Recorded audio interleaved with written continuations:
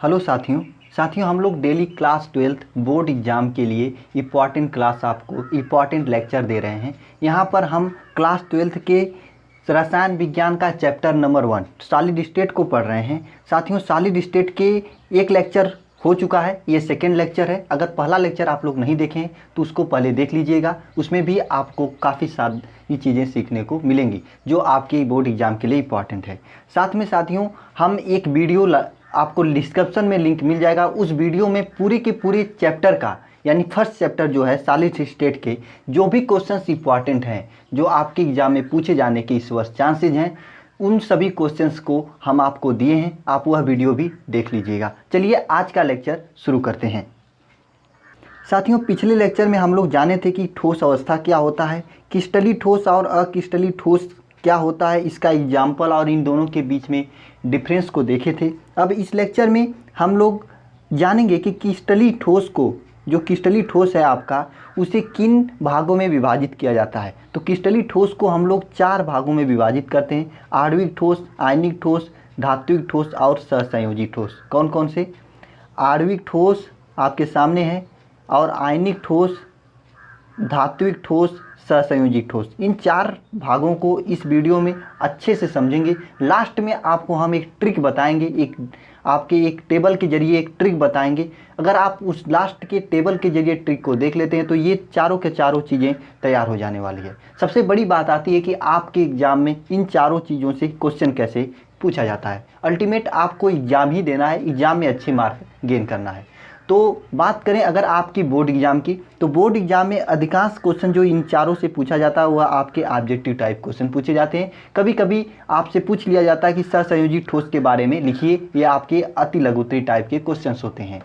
बिल्कुल ये सब क्वेश्चंस आज आपको हम दिखाएंगे और समझ जाएंगे, और जो कि आप अपने से कर लेंगे। चलिए तो शुरू करते हैं। सबसे पहले हम लोग जानते हैं कि आणविक ठोस क्या होता है। देखिए सबसे पहले आपको हम एक सारी बताएं। देखिए हम लोग सबसे पहले ठोस अवस्था को पढ़े थे, ठोस अवस्था से पढ़े थे। ठोस अवस्था को 2 भाग में बांटते थे, एक आपका था अक्रिस्टलीय ठोस, अक्रिस्टलीय ठोस, और दूसरा था क्रिस्टलीय ठोस। क्या था? क्रिस्टलीय ठोस। ठीक है। अब यह अक्रिस्टलीय ठोस के तो कोई भाग नहीं होते हैं, लेकिन क्रिस्टलीय ठोस के 4 भाग होते हैं जो आपको मैंने बताया, आणविक ठोस, आयनिक ठोस, सहसंयोजी ठोस और धात्विक ठोस। इन चारों भागों को आज हम समझेंगे। तो सबसे पहला भाग जो होता है आपका आणविक ठोस होता है। देखिए आणविक ठोस क्या होता है।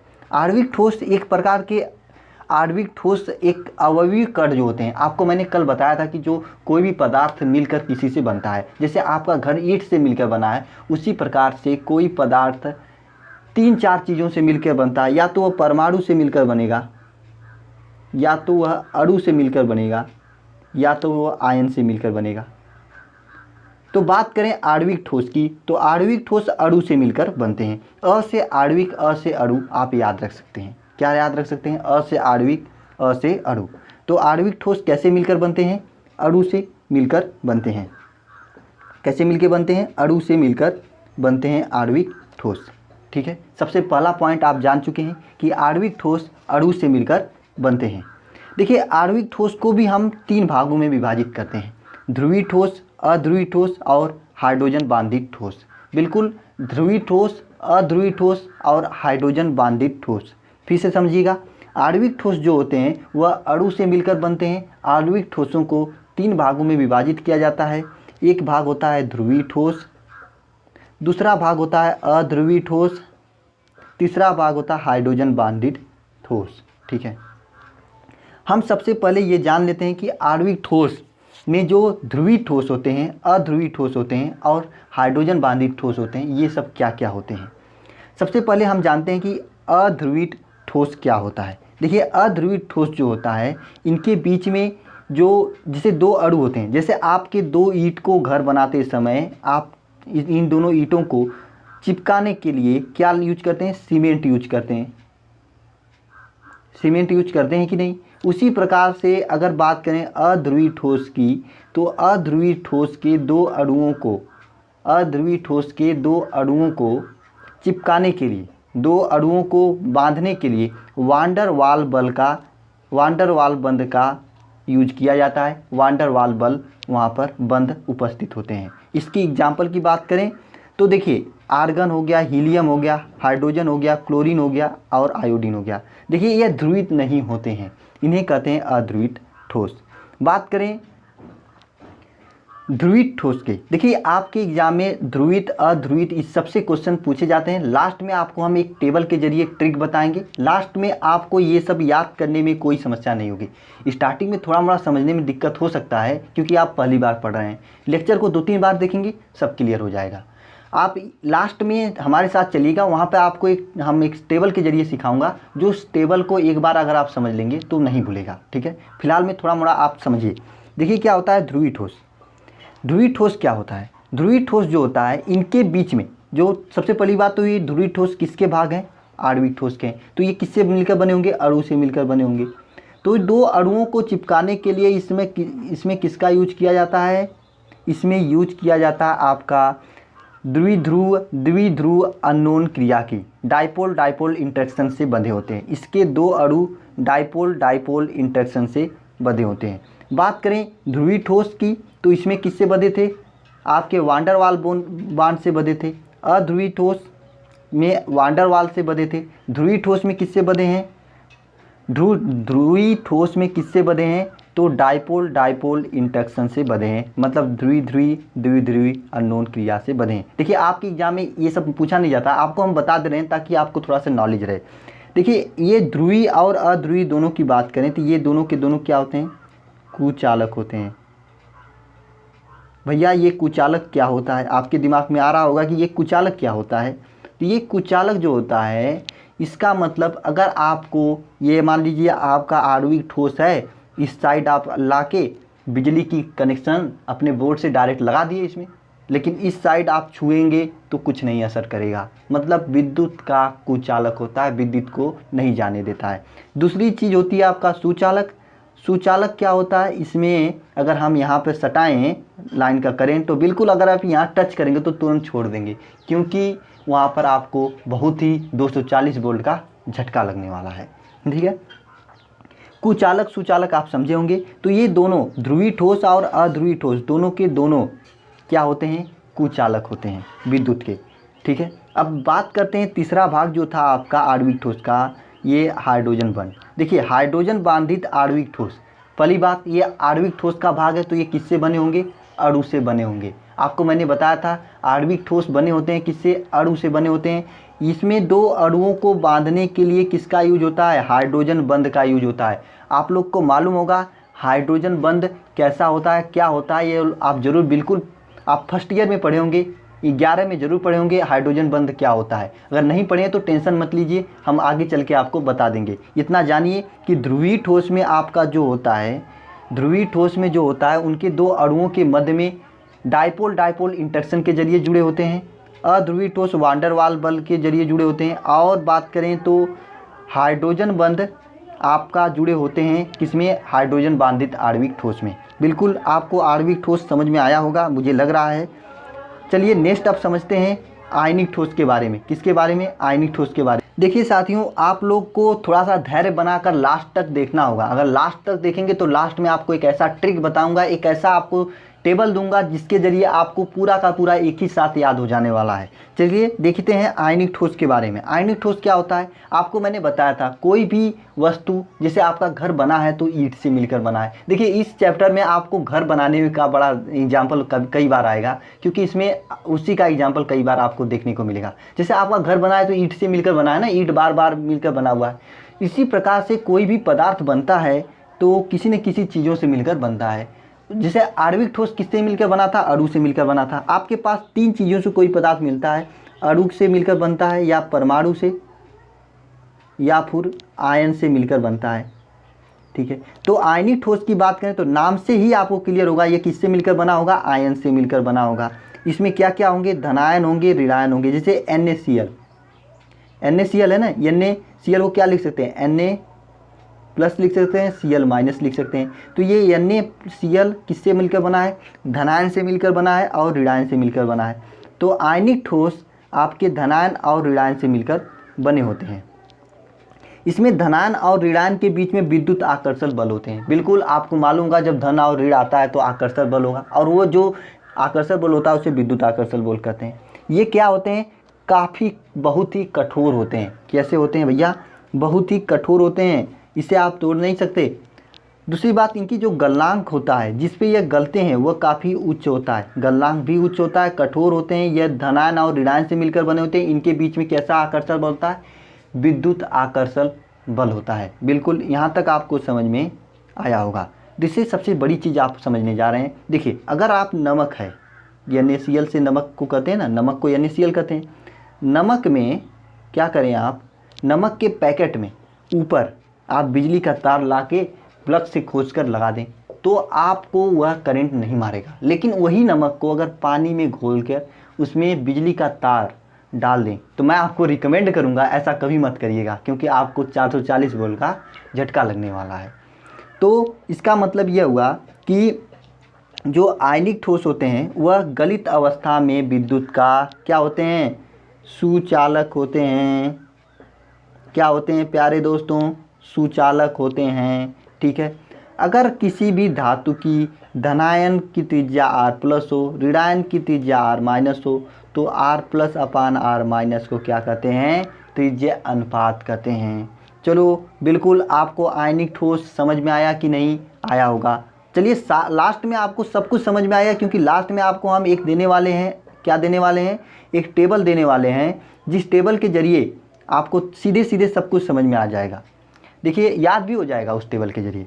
देखिए अब क्या है आपका, यहाँ पर देखिए धात्विक ठोस, थर्ड पार्ट है धात्विक ठोस। इसमें जो आवर्त सारणी में जो 80 के ऊपर, आप आवर्त सारणी को पढ़े होंगे फर्स्ट ईयर में, 11th में जरूर बिल्कुल आप आवर्त सारणी पढ़े होंगे। तो आवर्त सारणी में 80 के ऊपर के जो धातु होते हैं उन्हें क्या कहते हैं, धात्विक ठोस कहते हैं। यह विद्युत के क्या होते हैं, सुचालक होते हैं। सुचालक कुचालक क्या होता है आपको समझ में आया होगा। और इसे क्या होता है, ये आघातवर्धनी होते हैं। कौन, धात्विक ठोस। आघातवर्धनी का मतलब अगर एक हथौड़ा लेके उस पर पीटा जाए तो वो टूटेगा नहीं, फैलेगा। अगर लोहे पर आप हथौड़ा पीटेंगे तो क्या होगा बताइए, चांदी पर हथौड़े से पीटेंगे तो क्या होगा, आघातवर्धनी। मान लीजिए उसी हथौड़े को उठाकर आप किसी NaCl नमक में पीट दें तो क्या होगा, आप समझते होंगे ये, आप ठीक है आप समझ गए होंगे क्या होगा। ठीक है, यहाँ पर देखिए ये तन्य होते हैं, इसे तान सकते हैं, लोहे को या फिर किसी को तानते हैं तो तनेगा, ये तन्य होते हैं। एग्जाम में पूछता है कि ये धात्विक आघातवर्धनी और तन्य है तो वह क्या होता है। ये आपका एग्जाम में पूछा भी क्वेश्चन गया है और मैं इंपॉर्टेंट क्वेश्चंस में दिया भी हूँ। लास्ट में आपको हम क्वेश्चंस देंगे, उन सभी क्वेश्चंस का सलूशन आपको मिल जाएगा जो हम आपको इंपॉर्टेंट क्वेश्चंस में दिए हुए हैं। ठीक है, इसमें क्या होता है, मुक्त इलेक्ट्रॉन पाया जाता है। इस पॉइंट को ध्यान दीजिएगा, मुक्त इलेक्ट्रॉन पाया जाता है। इसको हम लास्ट में आपको जब बैंड सिद्धांत बताएंगे तो वहाँ पे अच्छे समझ में आएगा। एग्जाम्पल की बात करें तो Ag है, Fe है, कापर है। ठीक है, अब बात कर लेते हैं किसका, सहसंयोजी ठोस का।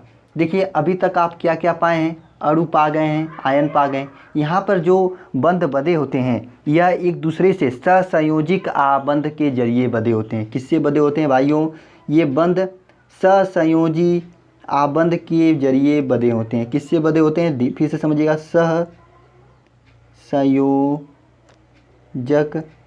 आबंध के जरिए ये बंधे होते हैं। बिल्कुल समझ में आया होगा, ये ठोस सहसंयोजक आबंध के जरिए बंधे होते हैं। इनका गलनांक उच्च होता है, ये गलित अवस्था में भी विद्युत के रोधी होते हैं। बात करें उसमें आयनिक ठोस के तो गलित अवस्था में विद्युत के सुचालक थे, लेकिन ये गलित अवस्था में विद्युत के कुचालक होते हैं। एग्जाम्पल की बात करें तो हीरा, ग्रेफाइट, और इसे विद्युत के चालक होते हैं। ग्रेफाइट एक अपवाद है जो विद्युत का चालक होता है, क्योंकि क्यों ग्रेफाइट विद्युत का चालक होता है, क्योंकि ग्रेफाइट में sp2 हाइब्रिडाइजेशन पाया जाता है। आप इतना याद करिएगा, ग्रेफाइट में sp2 हाइब्रिडाइजेशन पाया जाता है। हीरा की बात करें तो वहाँ पर sp3 हाइब्रिडाइजेशन पाया जाता है, इसलिए हीरा आपका विद्युत का कुचालक होता है, ग्रेफाइट विद्युत का सुचालक होता है। sp2 हाइब्रिडाइजेशन में क्या होता है, देखिए आपको इस फिगर से समझिएगा। देखिए क्या है कि इसमें आप इस फिगर में आपको हीरे की संरचना है। देखिए हीरे की संरचना है, क्या है, ये आपका जो संरचना है ये वाला, एक मिनट, ये वाला जो संरचना आपका ये वाला, ये किसका है, हीरे की संरचना है। हीरे की संरचना में आपको ये समझ में आ रहा होगा कि यहाँ पे sp3 हाइब्रिडाइजेशन है। sp3 हाइब्रिडाइजेशन में क्या होता है, इसके चारों के चारों बंध एक दूसरे से बंधे होते हैं, अपनी निकटतम परमाणु से बंधे होते हैं। लेकिन sp2 हाइब्रिडाइजेशन ये आपका ग्रेफाइट का स्ट्रक्चर है, यहाँ पर sp2 हाइब्रिडाइजेशन है। देखिए हाइब्रिडाइजेशन आप पढ़े होंगे, नहीं पढ़े हैं तो टेंशन मत रखिए, आगे चल के सब कुछ समझ में आ जाएगा। आपको दो चीज़ें यहाँ पे याद रखनी है कि हीरा में sp3 हाइब्रिडाइजेशन होता है, ग्रेफाइट में sp2 हाइब्रिडाइजेशन होता है। तो ये जो ग्रेफाइट है इसमें क्या होता है कि चारों के चारों बंध एक दूसरे से बंधे नहीं होते, एक बंध फ्री होता है जो कि विद्युत के सुचालक कर रहा है। देखिए ये देखिए फ्री है ना, ये फ्री है, तो इस प्रकार से होता है। आप ये आपका जो है ये किसका स्ट्रक्चर है, ग्रेफाइट का, ये हीरे का स्ट्रक्चर है। बिल्कुल समझ में आया होगा आपको। देखिए ये सामान्यतः विद्युत का क्या होते हैं, कुचालक होते हैं। और एग्जाम्पल देखिए ALN है और SiO2 है, I है, ये आपके सिलिकॉन कार्बाइड है, ये आपका सहसंयोजी ठोस के एग्जाम्पल है। चलिए साथियों, अब हम आपको ले चल रहे हैं वही अपने टेबल की तरफ, जो टेबल आपको हम देने के लिए कहे थे, जो आपको एक बार में याद हो जाएगा। देखिए इस टेबल को एक ही साथ देखिएगा तभी समझ में अच्छे से आएगा। बात करें, देखिए यहाँ पर एक साथ समझ रहे हैं तो देखिए सबसे नंबर 1 पर क्या है आपके सामने, सहसंयोजी ठोस है। नंबर 2 पे क्या है, आयनिक ठोस है। नंबर 3 पर आणविक ठोस है। इसके 3 भाग हैं, ध्रुवीय, अध्रुवीय और हाइड्रोजन बंध वाला। तीसरा भाग आपका यहाँ पे धात्विक ठोस है। तीनों के तीनों भाग है यहाँ पर, ठीक है। बात करते हैं सहसंयोजी ठोस को, अदम लास्ट में आप रिवाइज कर सकते हैं इस टेबल से। देखिए सहसंयोजी ठोस में जो आपका कण होते हैं जिससे वो बना होता है वो आपका परमाणु होते हैं या अणु होते हैं। इनके बीच सहसंयोजिक आबंध पाया जाता है। क्या आबंध पाया जाता है, सहसंयोजिक आबंध पाया जाता है। एग्जाम्पल ये हीरा, ग्रेफाइट, ALM, इसे आप देखकर याद रख सकते हैं। ये कठोर हो सकते हैं, मुलायम भी हो सकते हैं। ये विद्युत के रोधी होते हैं, लेकिन एक अपवाद है ग्रेफाइट वाला। क्यों होता है आपको मालूम है। इसकी गलनांक की बात करें तो ये उच्च गलनांक होता है, अत्यधिक उच्च गलनांक होता है। बात करें वहीं हीरा के बारे में, आयनिक के बारे में क्या पढ़े थे, ये आयन से मिलकर बना होता है। इसमें कुलाम्बिक विद्युत आकर्षण बल होता है। और जैसे इसका एग्जाम्पल था NaCl, ZS, MgO, CaO, ये कठोर होते हैं लेकिन भंगुर होते हैं, ठीक है। ये गलित अवस्था में विद्युत के चालक होते हैं, ठोस अवस्था में विद्युत के रोधी होते हैं। और देखिए ये उसका गलनांक कुछ होता है। यहाँ पे देखिए आपको आणविक ठोस के बारे में हम लोग पढ़े थे। आणविक ठोस में 3 प्रकार से बने होते हैं, ये अणु से बने होते हैं, सबसे बड़ी बात है। अगर बात करें अध्रुवीय अणु तो अध्रुवीय अणु, आणविक ठोस अध्रुवीय अणु से बने होते हैं। ये लंदन फोर्स जिसे हम क्या कहते हैं, वांडर वाल फोर्स कहते हैं, उससे बने होते हैं, ठीक है। दूसरी चीज़ आपका इसका एग्जाम्पल है I2, hydrogen, iodine, argon, helium, carbon dioxide, ये सब हैं। ये नर्म ठोस होते हैं, विद्युत के कुचालक होते हैं और बहुत कम होते हैं, ठीक है। बात करें नेक्स्ट यहाँ पे धात्विक ठोस की, तो धात्विक ठोस आपका ध्रुवीय ठोस, ध्रुवीय आणविक ठोस, तो ये ध्रुवीय अणु से बने होते हैं। द्विध्रुव आकर्षण बल होते हैं, जैसे HCl, आपका SO2, ये होते हैं। नर्म होते हैं, विद्युत के रोधी होते हैं, लेकिन जलीय विलयन में विद्युत के चालक होते हैं और कम इसका गलनांक होता है। आयनिक ठोस और आयनिक ठोस के, आणविक ठोस के एक भाग और होता है आपका हाइड्रोजन आबंध। ये आपको मैंने बताया था, ये भी अणु से बने होते हैं। इसमें कौन सा बंध होता है, हाइड्रोजन बंध होता है। जिसमें देखिए इसमें हाइड्रोजन बंध होता है, इसलिए वही पदार्थ में ये पाया जाता है जिसमें हाइड्रोजन होता है, ठीक है। ये काफ़ी कठोर होता है, विद्युत का रोधी होता है, कम चालक होता है। लास्ट में देखिए आपके सामने एक है धात्विक ठोस। धात्विक ठोस क्या, धनायन तथा ऋणायन उसमें उपस्थित होता है। धात्विक ठोस में आबंध होता है, ठीक, धात्विक आबंध होता है। और Fe, Cu, Ag और Mg आदि यहाँ पे इसके एग्जाम्पल हैं। कठोर होते हैं, आघातवर्धनी होते हैं, तन्य होते हैं। और इसकी बात करें ये ठोस अवस्था में विद्युत के चालक होते हैं और समानतया साधारणतः उच्च होते हैं। बिल्कुल आपको यहाँ तक समझ में आया है। अब लास्ट में देखिए आपको क्या है, एक क्वेश्चन दिए हैं। इस क्वेश्चन को आपको पढ़ना है और इसका जवाब कमेंट बॉक्स में लिखना है। अब हम क्या करते हैं, वह क्वेश्चन देख लेते हैं जो आपको इंपॉर्टेंट क्वेश्चंस के चैप्टर में दिए हुए थे, ठीक है, जो कि आज के लेक्चर से आपको होने वाला है, ठीक है। देखिए साथियों, आपके सामने पहला क्वेश्चन था बहुविकल्पी का, ग्रेफाइट क्या है। आप पढ़े हैं तो कर लेंगे, क्या है, सहसंयोजी ठोस है। ये क्वेश्चन आपको मैंने कहा था वहाँ पे करा देंगे। देखिए कौन सा ठोस ऐसे होते हैं जो विद्युत के चालक, आघातवर्धनी और तन्य होते हैं। तो ये कौन से ठोस होते हैं बताइए ज़रा। आप लोग पढ़े हैं तो बिल्कुल कर लेंगे, धात्विक ठोस हैं, ठीक है। यहाँ पर 2 क्वेश्चन है, सोडियम क्लोराइड के क्रिस्टल कैसे होते हैं, ये आपको आगे चल के समझ में आएगा। ये 2 क्वेश्चन आज के लेक्चर से आपका बन रहा है। बिल्कुल अगर आज का लेक्चर आप ध्यान से सुने होंगे तो धात्विक, आणविक, ये सब में आपको जो कन्फ्यूजन रहता है बार बार, वह नहीं रहेगा और सब के सब क्लियर होंगे। चलिए मिलते हैं कल के नए लेक्चर में। और कल सभी वीडियो का लिंक नीचे डिस्क्रिप्शन में प्लेलिस्ट में मिलेगा आपको, उन सभी वीडियो को वॉच कर लीजिए। वीडियो देखने के लिए बहुत बहुत धन्यवाद। अगर चैनल को अभी तक सब्सक्राइब नहीं किए हैं तो चैनल को सब्सक्राइब करिए, वीडियो को लाइक करिए, अपने दोस्तों के बीच में शेयर कीजिए फेसबुक और व्हाट्सएप पे।